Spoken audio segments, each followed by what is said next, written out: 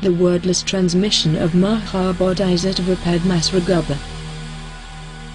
The magnificent Mahabodhisattva Padmasrigarbha rose from its seat within the first row of the congregation, and with its inconceivable ability to gestate 10 billion Vimalakirti bodies in one single inverting act of undivided Bodhi power, paid homage to the Blessed One.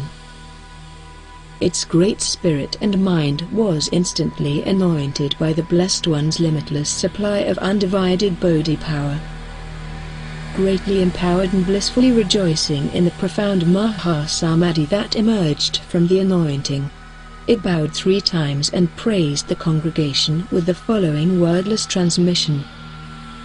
Blessed One, all the myriad phenomena perceived by the suffering are nothing more than self-ignorant inversions of your true body, hence further cultivation of the no-self, revealed in this great gathering of the Shining Ones as the body consciousness is no longer useful for spirit and mind than pouring water into a bottomless bucket. Surely the realization dawns for the caretaker that such a mind tool is useless, that there must be something permanent beyond this empty tool of desire.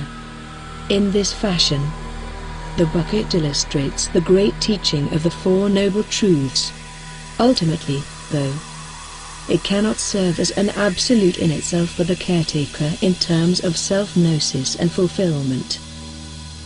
Blessed One, the self-ignorant spirit that suffers from this constant and apparent corruption of the uninverted body, separating itself from your reality, is in a deep anamnetic haze, traveling back and forth between the day consciousness, which is their material body consciousness, and night consciousness, which is their immaterial Sambhokara body or dream body.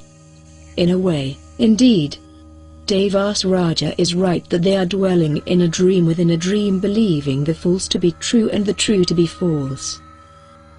In doing so since beginningless time they suffer greatly as they re-experience the painful sensations of birth, decay and separation from all things they hold dear. They become petrified and bewildered, confused and filled with anxiety. In this poor spiritual state they become vulnerable to the demonic forces of Mara, who desires nothing more than to lure the ignorant into further desire bodies.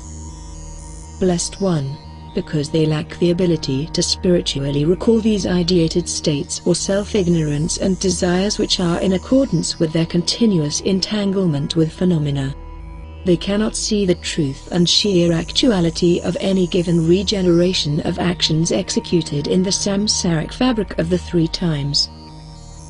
The inexhaustible power of your truth eludes them as self-confirming beyond any shred of doubt. Blessed One, because they lack the ability, they also lack the will to enter even into the proper Bodhi state of right view and right direction towards a proper self-awakening in the light of your true body and reality.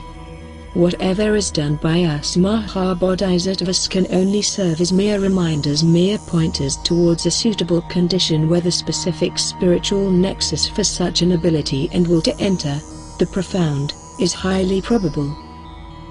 Blessed One, to those whom suffer I have created this litania as to be used in their moments of deepest contemplation over the difference between spirit, mind and body consciousness.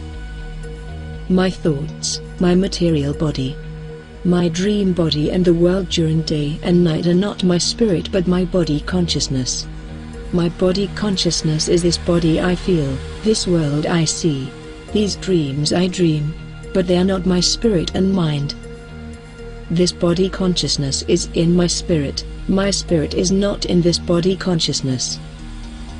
If I desire to know my spirit and mind as they are in truth, as one and not two, I have to precede my body consciousness. What is before my body consciousness as itself before every cycle of birth, life and death, and thus, every cycle of breath, every cycle of sensation, every cycle of thought, every cycle of motion, every cycle of day and night consciousness with all its desires, is my spirit. Knowing my spirit, my true self as thus, is to know my true Buddha nature, and knowing my Buddha nature will release me from self-ignorance and future pain. Blessed be all the Buddhas and Bodhisattvas, and may they aid me with their limitless supply of awareness power, in this quest to self-enlightenment. Blessed one, the one of poor or mediocre spiritual abilities, will indeed grow, if they memorize this litania and use it properly during their time of deep self-contemplation, for their spirits will not easily be tricked by the evil one, Mara, thereby increasing their chance of becoming non-returners by seeing and entering the superior stream of the Buddhadharma. Blessed one, those of superior spiritual ability will benefit greatly by knowing this litania, because, once it is entered into the mind of this superior spirit, the litania will instantly become wordless and reveal the real power of that which is timeless and hence imageless. Thus, our ability to transmit the wordless sutra, as declared by the great Avalokitesvara as the Dharmakaya Sutra, will instantly be realized and rejoiced into its fullest extent. Blessed one, the Dharma eye of such a mind will see with its own awakened ability that its own true nature is imageless, because the Dharmakayas of all Buddhas are not different.